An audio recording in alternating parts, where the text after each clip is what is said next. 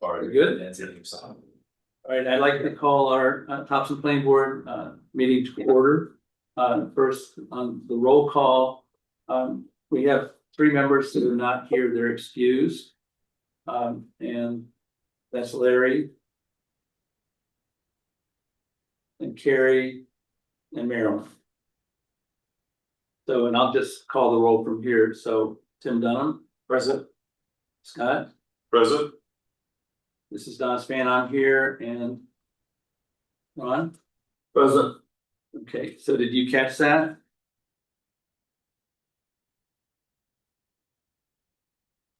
Yep, got it. Okay, good. All right, Thank you. so I'm gonna take us through the approval of the minutes. And then under old business, I will be recusing myself for the subdivision review and final site plan on 4 Union, which Scott will run the board meeting. And the only other thing that I would point out is we have confirmed with the bylaws, and that we need the quorum or 4 to open the meeting, but we can continue on with normal business after that, right? So, on the approval of the minutes, do we have a motion to approve the April 23rd minutes? So moved. Do we have a second? I'll second. All right, any discussion? All right, seeing none, all in favor? All right. So that was Tim made the motion, Ron seconded. We have a 3 vote in favor, and I'm refusing since I was not at that meeting. So I'm gonna turn the gavel over to Scott for the rest of the meeting. I'll go right over there. Yeah. First place. And after you're done, you can just go to adjournment. Thank you. All right. All right. We have old business from the table discussion from late on April 23rd. Final subdivision review and final site plan review for the 4 Union Associates LLC, who submitted a final subdivision plan and final site plan for a 4 to 5 story 183 unit residential building proposed for 4 Union Park Road, tax map U05 lot 47. All right. So you guys, nothing's changed in the plan, right? Okay. I did have a question. How'd the vernal pool study go? Really well. Great. Not only were there no tadpoles in the pool, but there was no pool in the pool, so it's not a vernal pool at all. Yeah. And thank you for providing the information on the parking at Sandpiper. Yep. It makes sense and provides a good basis for the down the road. And if my only question is, I know it looks like there's been a meeting of the minds on the various conditions that were at issue between the town and you guys, and that they've been modified to meet both the towns and your needs. I don't know if there's any other updates or any questions on that. Yeah, no, I can speak to that briefly and reminded to identify myself, Dave Holman, one of the developers with Holman Homes. Yeah, so we worked with the town, our attorney and the town attorney figured out compromises, that both sides are happy with, or at least can live with, moving forward. So, my understanding is everything is, accepted and okay with the town. We do want to speak to the planning board about item 16, which actually I should read it, just so we're all on the same page. So item 16 says the applicant shall perform a parking monitoring study following 90% occupancy of the site. The monitoring study shall include performing a parking occupancy study during peak times of the day. The study shall detail parking conditions, including parking space occupancy for all the office and residential uses, guest use, and compact space use. If the monitoring study identifies parking problems, the applicant shall propose modifications to the parking management plan. The applicant shall be responsible for providing the town funds in escrow to cover the cost of all traffic peer review related to the project in an amount not to exceed $10,000.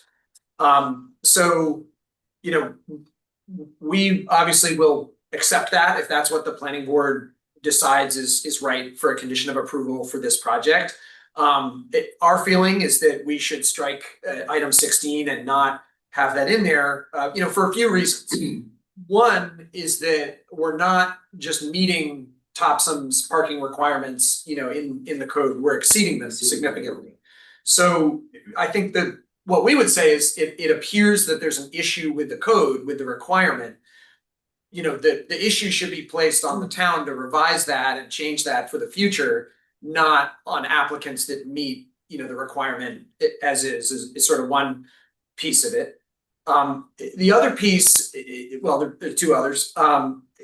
One important one is that we really have maxed out the site for parking. You know, we have put all the parking spots we can, you know, reasonably put in the places we put them. So to some extent, if the study says you need 30 more parking spots, we're like, we don't have that space. You know, I don't know what I would do other than, you know, like if you go to New York City or Boston, you see like some of these outdoor parking garages with like stackers in there. And we could do that if we had to. And we would sooner do that than lose renters or lose rent money, you know, due to lacking of parking. But, you know, from a property manager perspective, nobody's eyes will be more on this ball than ours. I mean, this is our bread and butter. This is our business, to make sure that we are going to provide enough for the people that are here. So I would say from that perspective, this isn't necessary because we would be by far the first and most proactive ones to need and want enough parking space, you know, and that can be done through pricing, through stackers, through offsite agreements, things of that nature, and rideshare and providing, you know, maybe a new bus route or things like that. But ultimately, I do think it's in the town and the public interest to not involve and burden the town staff and capacity with what is essentially a private developer parking lot issue. And the final piece is that there's real dollars and cents cost, and just the nature of our business is that, you know, every dollar of cost essentially gets reflected in rent, and as costs go up, rents go up. And so, you know, it's not a huge amount, but like this does increase rent. You know, it is an extra cost, both in staff time, you know, of ours to kind of coordinate and handle it, and the cost of the study. So there's, you know, my reasons of why I would ask the planning board not require number 16. If the planning board feels that it's important and necessary, I mean, we will do the study, we will comply and make sure it gets done. Okay, before we respond to that, can you make the motion number one? I always forget this. Okay, suggested motion, application completeness, and this is for the site plan and subdivision. I move that the planning board concur with staff that the final application materials for 4 Union Park Road Plan Commercial Development Site Plan and subdivision have been submitted, and that the application is complete such that the board may proceed with substantive review and identification of any further action or information which may be required from the applicant. Been moved. Second. All right, all in favor? All right. Now, item 16. Yeah. I mean, short and sweet, the language in there is the language that your lawyer provided. Verbatim. When I look back at the suggestions, so it seems to meet what the needs were. My other concern is that parking was one of the issues that came up with some of the members that aren't here, and we can't speak for them, but it was one of their concerns. So I have a little difficulty moving back from. Well, that wasn't made as a motion though, was it? But we didn't make a motion to condition this number 16. I don't think that. No, we didn't make a motion. No. It was just the concern of parking was brought up. Yeah, I by definitely votes. wouldn't have voted to make that a condition. I don't think that would be something I would Do push. you gather my point that Yep, I the do. change that was made to this condition was what was requested. By to be the a attorney, change. yeah, no, by the By their attorney, yeah, the yeah. applicant attorney, yeah, no, I follow that, and it shouldn't have happened probably, but. And I can explain actually the change, because there's something important I would say about that. It was very clear that, I mean, we'd already asked the town, like, can we not do this? And the answer was hard no. And so the compromise, that we proposed is that it be a one-time study, not an ongoing every 5-year kind of infinite study. And I think one of the concerns, we would express too, is that this does set a precedent, for every multifamily building coming in with like a 1.2 parking ratio. It's sort of like, even though those meet the code, those are all now deemed insufficient or dangerous, and we have to do studies to So follow my up. question would be, Dave, why did this even come up as an issue if you already exceed the minimum requirements? Why did your attorney feel like it needed? It was a condition in the packet last time. It was brought up in response to Tom Erico, our reviewer. Yes, Recommendations. Yeah. So as typically we follow our town reviewers. Yeah. And value their input, and that was put in as a condition. Okay. More stringent than this one. Can I Yeah. I'd like to. Yeah, so the only thing that I want to add to that is just the way that Americo had framed it was that as he went through every issue, he was saying whether or not he could, in good faith, say that he he has reviewed the information and he can say that he's okay with that situation and on a professional level. So the recommendation to add this one was mostly basically he was just saying without that extra information, he was unable to make the step to say, I can fully say, I can put my profession on the line and say that it's sufficient parking. So pretty much it was just him saying that this is the inclusion of this condition basically allows me to say that the parking will be fine.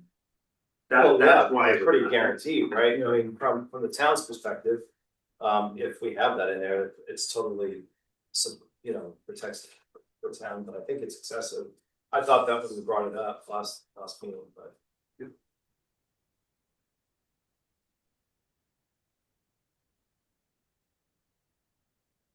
Any other? Remember? I will just say again, I think, given the concerns other members that aren't here were voicing, Ian, Tom's concerns and recommendation, and the fact that we ended up at a place that seemed mutually agreeable, that there's no real reason to take that out. And I think you were clear the last meeting after we talked about this initially, and you brought up again that there are potentially offsite options that could count if necessary. But I also think the numbers you provided in that parking the parking review at Sandpiper suggests that it's not going to be an issue, and that the study at 90% occupancy would probably be pretty quick. Well, I think a study is great, but the idea of an ongoing study, and now I'm taking their project off, and having like. I don't know why it's ongoing. I don't see why. Yeah, that part did get removed, but that was sort of the compromise. Okay. Yeah, but I would say, I mean, yes, that gives us confidence that we would pass the study. But I think we don't believe we should have to do it. I think that is what it comes down to. And we understand that that's not how everyone feels, and we are more than willing to do it if that's what's voted on. So it's a want, not a need. But I would submit that it is extra work, on town staff, on our staff. And it just sets a precedent where it's saying the rules we have aren't, really enough. And that we have to go beyond those, parking requirements. And I think that's a hard one to get right. I think right now a lot of towns are not where Topsham is, where Topsham has a relatively low parking requirement, where it's 1 car per unit. Next door in Brunswick, you know, if it's a 2-bedroom apartment, it's 2 spaces per, bedroom, basically. So, or sorry, 1 space per bedroom. So in a 2-bedroom unit, you need 2 spaces. And ironically, Josh may be, you know, talking with them or whatever, but they're saying, oh my gosh, that's too much. Like we want to waive these. They're coming to people proactively saying, oh, but don't pay attention to that parking requirement. We'll waive it for you. Whereas here, it might be something that the town wants to change. But I think our feeling is that we've complied. You know, we've complied with it. We did already do a traffic study, you know, on the site. We have our data from Sandpiper, and you know, we believe that's enough. But if the planning board is requiring, you know, the study, we'll certainly do. Is the concern that the study is gonna change when the building's there and there's gonna be people living there, and that's the concern, that there's more traffic now coming through there, and that's why the traffic It's not the traffic, it's the parking. And the study is about availability of parking. And there was concern that, my understanding from Tom's report, that if, you know, the spaces, perhaps more people don't have compact cars, maybe they have bigger cars, that those 56 or whatever compact car spaces aren't utilized, or people aren't paying for the spaces that are underneath, and they have to lower prices, which is, you know, what may happen, maybe the management action to do that. That was the concern, that there would be an issue associated with that. Yeah, no, I understood. I think part of why it works so well at Sandpiper is because we have an older demographic, some of whom don't have any car. You know, we have multiple residents that don't even have one. And what we're seeing is more of a rollout of kind of self-driving technologies. I mean, I was in a city that had these Waymo cars recently with all the sensors on them, and I do think it's a matter of time until we see those even in Topsham, Maine. You know, and maybe by the time we're opening up in 2028, I mean, that might be realistic. So I think there's a almost bigger risk that in 10 years down the line, we're going to have paved areas we wish could have been kept trees than, oh gosh, I wish we had, you know, 50 extra spots in a kind of technological and demographic context where I think people don't always want to own and drive their own cars in the way that we used to. Go ahead. Something else on it too.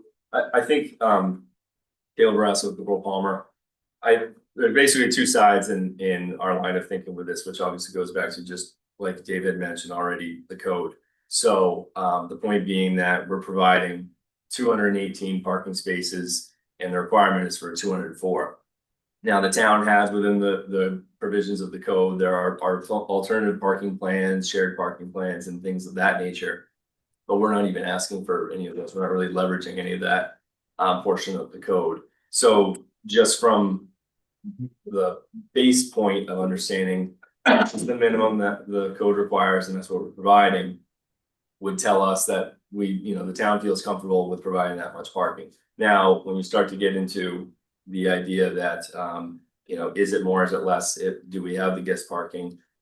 There's items like that that aren't a lot are required in the code now, but things that are not lost on the applicant and their management structure and how they will do that. So my other point I was going to mention was that what you might see, in my opinion, out of a study, it's not going to be how do you get more parking spaces, because quite frankly, we've really, as efficiently as we can, in providing for still good circulation and access throughout the site, we provide as many parking spaces as we certainly can. I think the next step that you start to look into is, okay, so what are the alternative options that you might honestly look into in the alternative parking portion of the ordinance now? There's things like ride shares, as David started to mention, additional bike spaces, maybe some things sort of in line with ride share, but maybe going towards public transportation, things like that. So I don't see that there would be many more outcomes in it, and a lot of these solutions still would fall on the management structure that's already in place. And so I think in my head, and certainly with the rest of the team, that's what we're trying to really try to bring forward and reach towards. If that makes any more sense. That's how I was trying to break it down, at least. Yeah. Discussions on that? Right. Given that nothing's changed on the rest of the plan, and we didn't get to the waiver part Do in we our do last waiver now? discussion. You know, I don't know, what's that? Motion number two? Yeah, we should start with subdivision and just, I don't know if this. Anyone has any issues with any of the waivers, I think, the town staff is agreeable to them. They all, you know, made sense and seemed with the site to be fitting for the site. Obviously, a few of the waivers, you know, help with the parking. So it was, you know, part of the give and take. But in general, I don't think any of us have any, I don't have any. Yeah, I don't either. Okay, so, yeah, we should start with these, I think subdivision plan was the first one to go through, right? Good. It's on the agenda first, so I assume that we do that before we do the site plan. All right. So here a motion on, You're looking for motion number two? For the approval of the waivers? Yep. Yeah.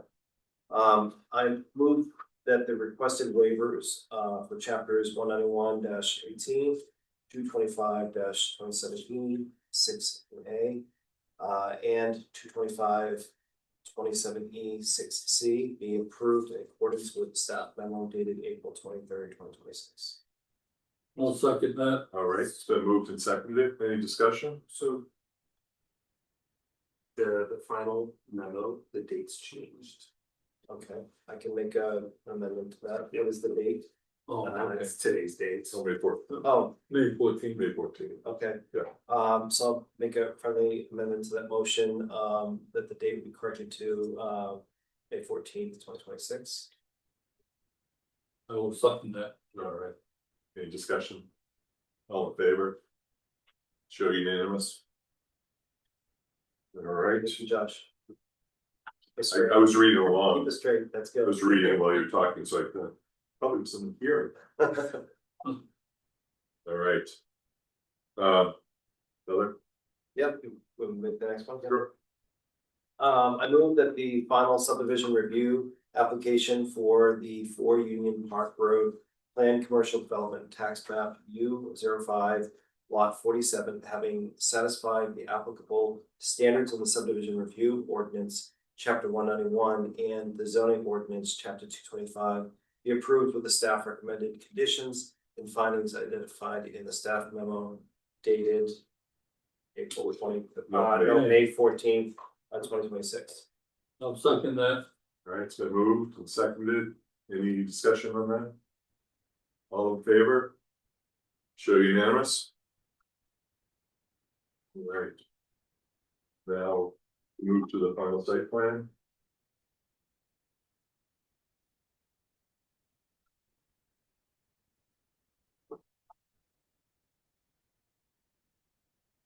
Want me to do it? Sure. Okay, I move that the requested waivers for chapter 175 10A, 2A,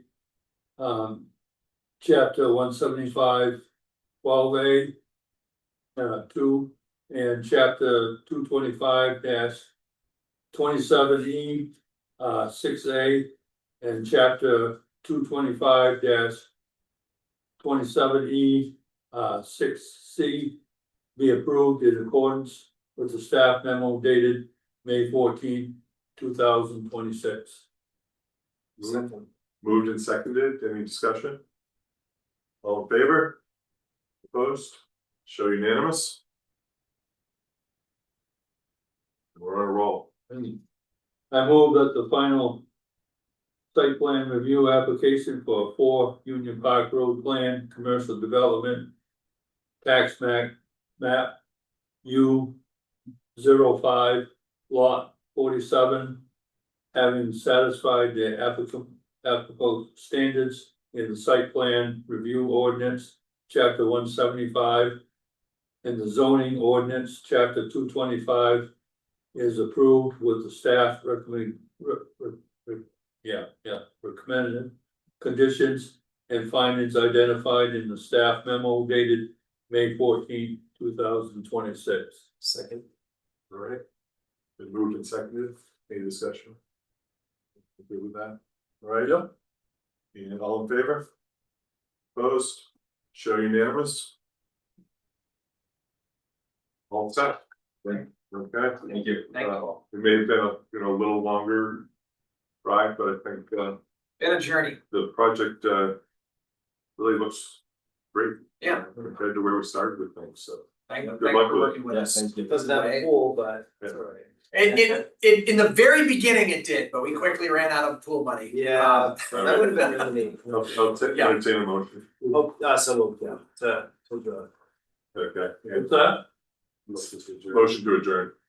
Okay, motion. Second. Second, it's moved, seconded, all in favor, meetings adjourned. What about these two guys here on the? I think they're just sitting in to witness. Yeah, I was our developer and The rest of the team. architect. Oh, He's okay. had questions. for him, Thank so. you, everybody, for all the collaboration on this project. So looking forward to getting it built. Yeah, thank you. Goes back, so.